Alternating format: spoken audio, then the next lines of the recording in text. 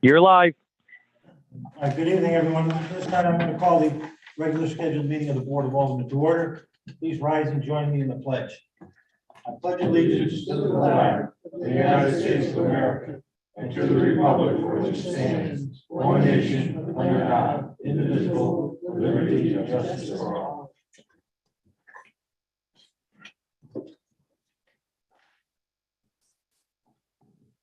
Okay, before we go into the public portion, I just wanted to inform the board that I got some unfortunate news just a few minutes ago. That a Shelton police officer dropped dead of a heart attack at the age of 41. So, and I don't have all the details, but apparently he was up in Waterbury somewhere and something happened and kind of throws you for a loop a little bit, I think, you know, so. Okay, I want to, you're going to hear it soon anyway, so I just wanted to give everybody a heads up on it. We'll go into the public portion. Anyone wishing to address the board may do so. Please come and state your name and address for the record.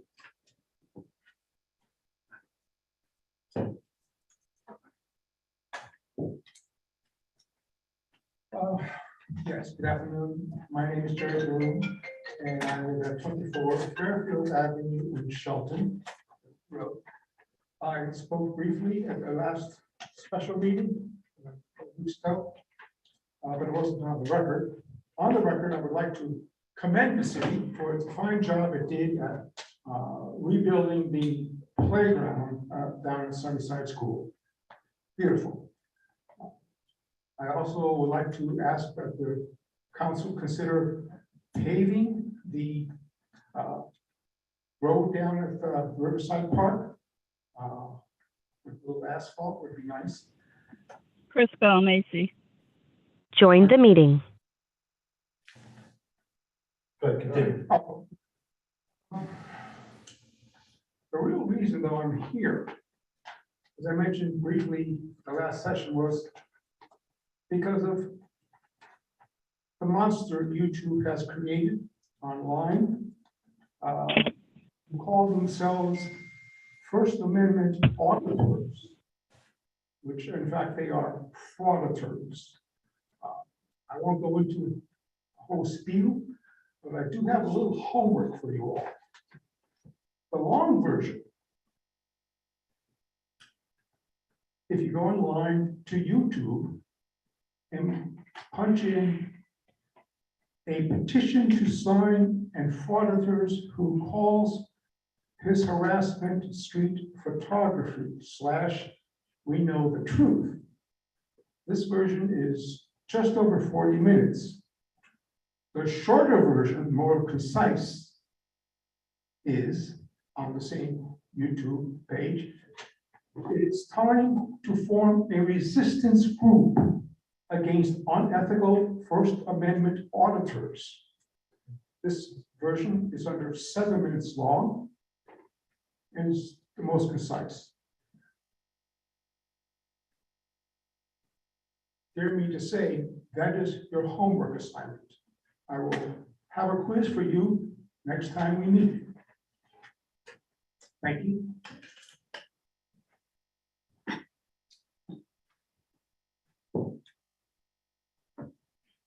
Okay, this time we'll close the public portion and go into the regular scheduled agenda.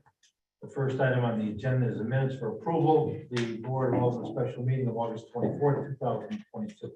Move to waive the reading and approve the Board of Aldermen special meeting minutes of August 24th, 2022. So moved. Second. Motion is made second. Is there any discussion? All in favor? Aye. Opposed? Aye. Motion carries. Items 5.1 and 5.2. Finance Committee, Public Health and Safety Committee, there are no items. Item 5.3, Street Committee. 5.3.1 is 18 Hull Street sidewalk reimbursement request. Move for the recommendation of the street committee to approve the reimbursement of $5,908 made payable to Alan Keckwick, P.O. Box 571, Fairfield, Connecticut.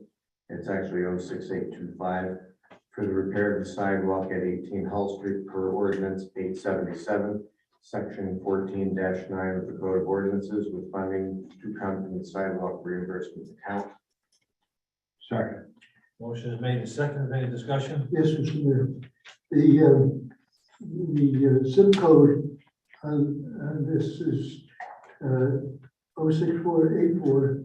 You read 06824. Okay, just. You stated that's correct. All those in favor? Aye. Aye. Any opposed? Hearing none opposed, motion carries. Okay, this takes us to item number 6, legal report. Item 6.1 is Corporation Council billing. No, yes, no invoice. Item number 6.2 is Assistant Corporation Council billing. Move to authorize a total payment of $1,485 to Assistant Corporation Counsel Thomas Galvin Cotter for services rendered per statement dated September 1, 2022, with funds to come from the following legal services accounts.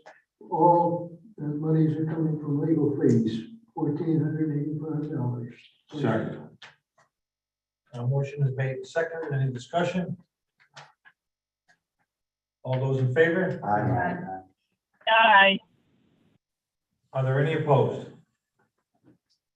Motion carries. Item number 7, legislative hold, there are no items.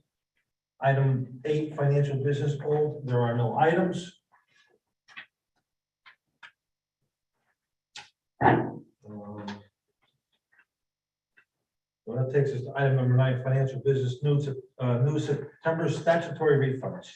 Move that the report of the tax collector relative to the refund of taxes for a total amount of $23,182.76 be approved, and that the finance director be directed to make payments in accordance with the certified list received from the tax collector, with funds to come from statutory refunds account. So moved. Second. Motion is made and seconded. Any discussion? All in favor? Aye. Opposed? Motion carries. Item 9.2 is a purchasing and bidding resolution.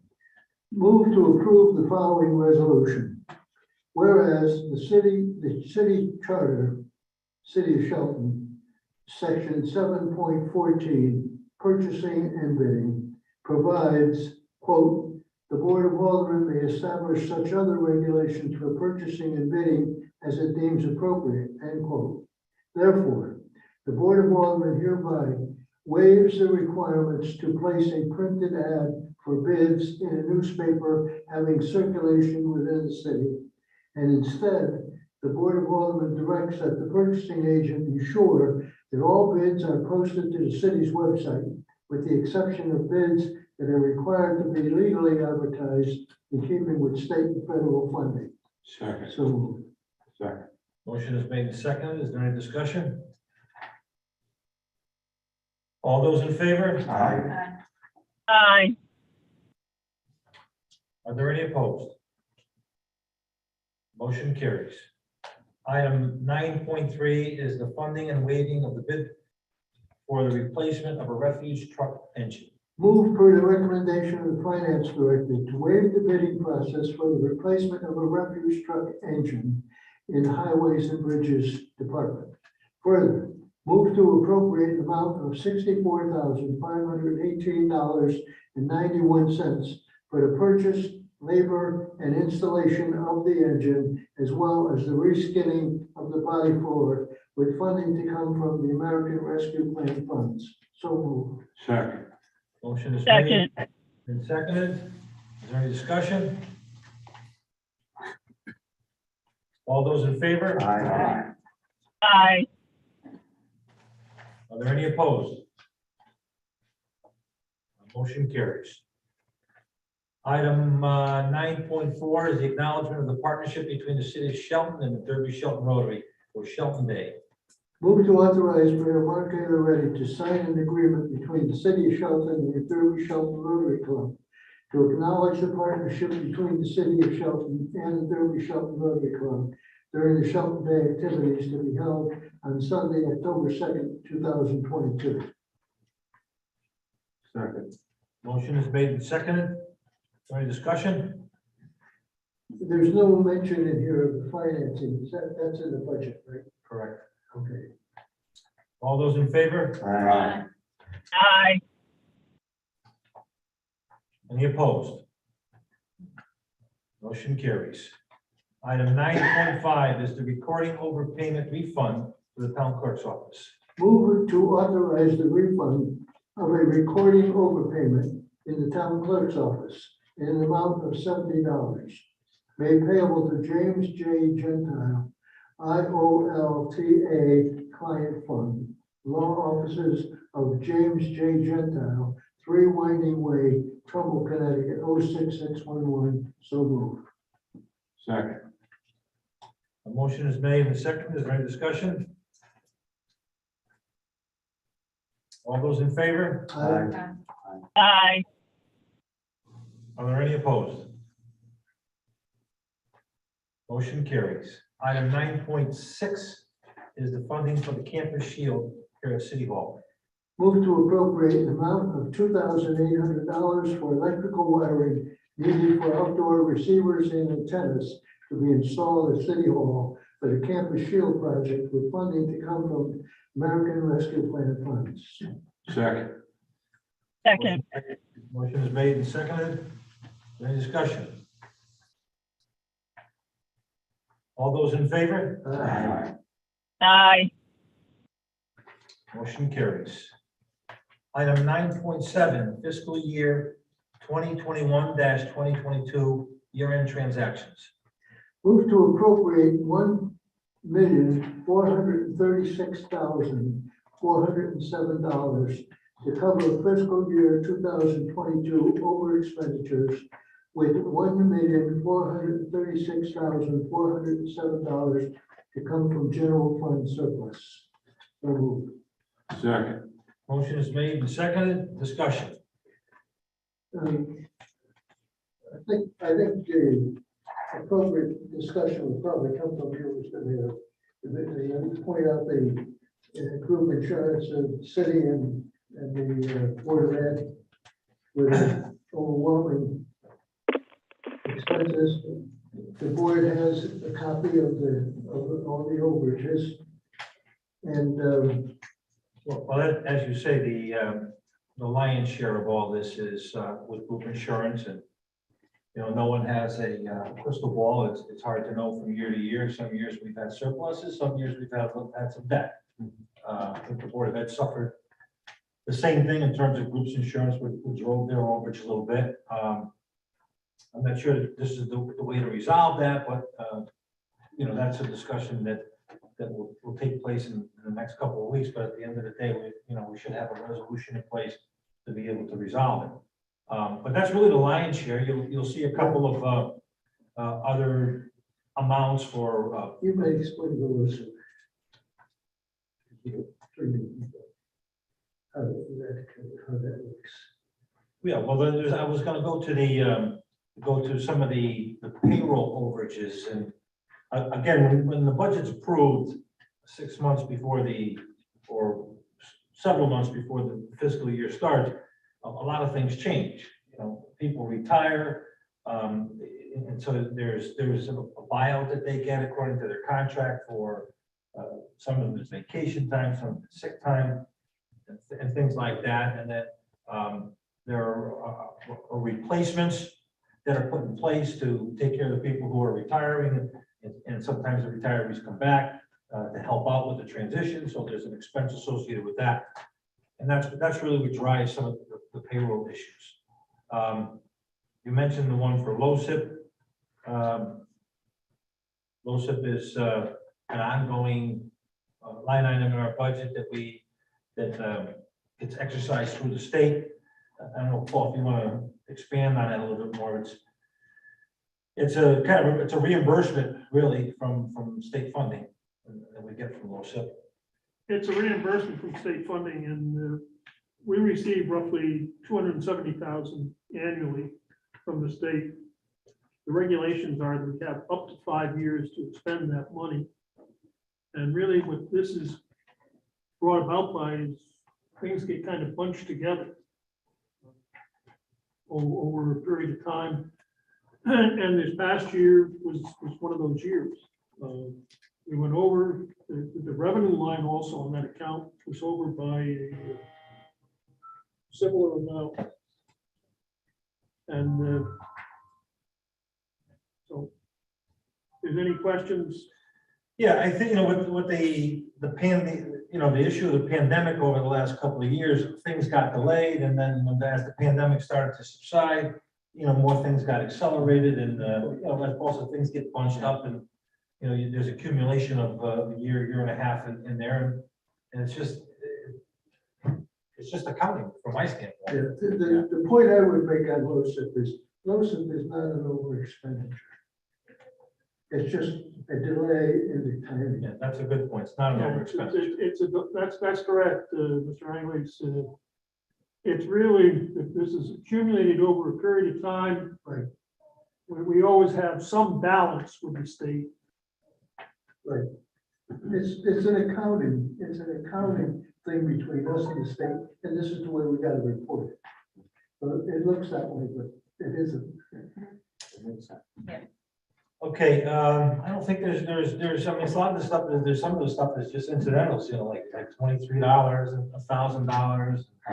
There's really ample money in the budget to cover all this, but I thought the easiest way and the most,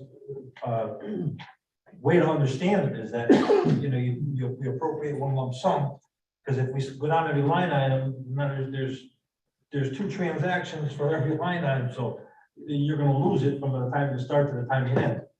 If I may ask, is the Board of Education, almost 300,000, is that their insurance also? Well, it's a combination of things. Oh, all right. It's, some of it is insurance, they say it's special ed, I really don't dive into it at this point in time, and it is 300,000, and, I guess we're just gonna keep moving. It's better than a couple million Oh, absolutely. than we win once before.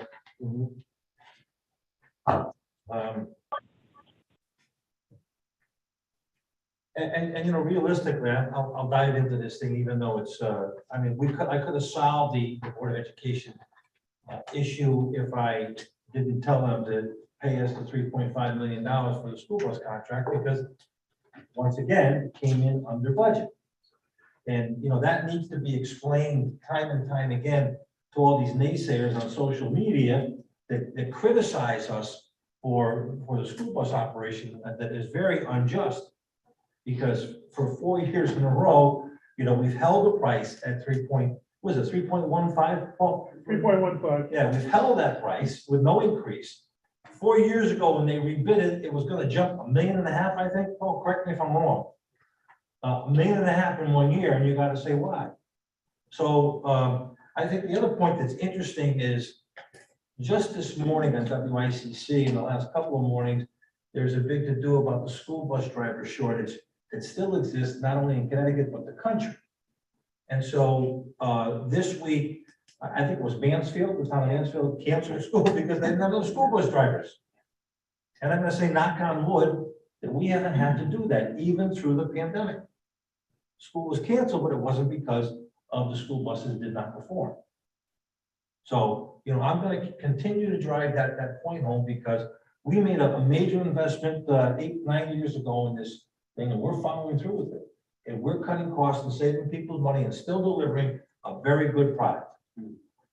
So, I could have taken the balance from that and just given it to the Board of Ed or tell them not to pay, and they wouldn't have been over. They wouldn't have overexpended. But again, I just want everyone to see how this money falls in these different buckets and what the performance is. All right, any other questions on the budget and year-end transfers?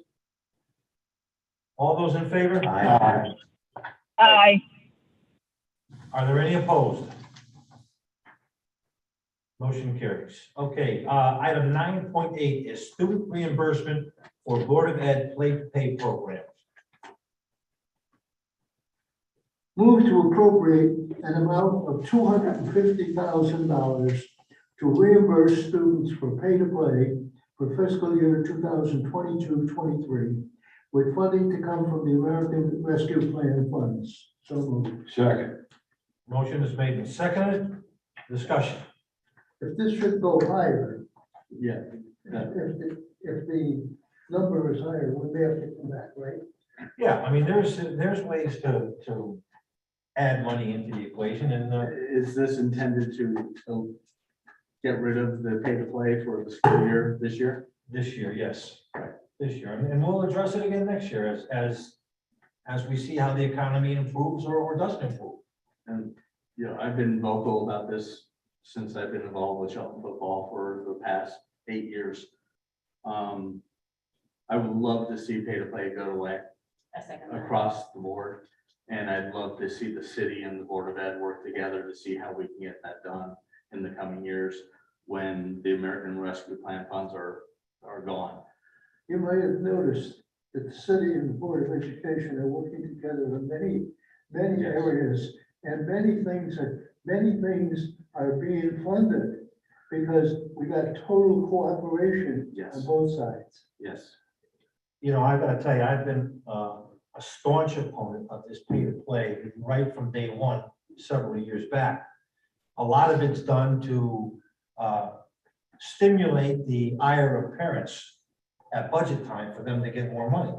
The unfortunate part is that we cannot manage their money for them. And so just to say, hey, here's the money because I don't want pay to play, you know, we're gonna manage this thing like we do with a lot of things. There's very little accountability for boards of educations across this state, and that's unfortunate. But I agree with you. In this city, there never should be pay to play. Never. There never was. And you know, if they want to take that and make the kids pawn to try to make me look bad or the Board of Aldermen look bad at budget time, it's not gonna happen. Because I am not gonna sit by and allow it to happen. And this is yet another example. This is just a big step forward. So the Herald called me today and asked me why that I was proposing this. And my response to the Herald was that there are many families who are still feeling the impact of the inflation in our economy across the country. And we're in a position to do this. So we're here to help people, and that's what we're gonna do, where it's appropriate. So I don't know if there's any other questions, comments? All in favor? Aye. Are there any opposed? Motion carries. Okay, there are no items left on the agenda to act on, so at this time I'll entertain a motion for adjournment. So moved. Second. Make second, all in favor? Aye.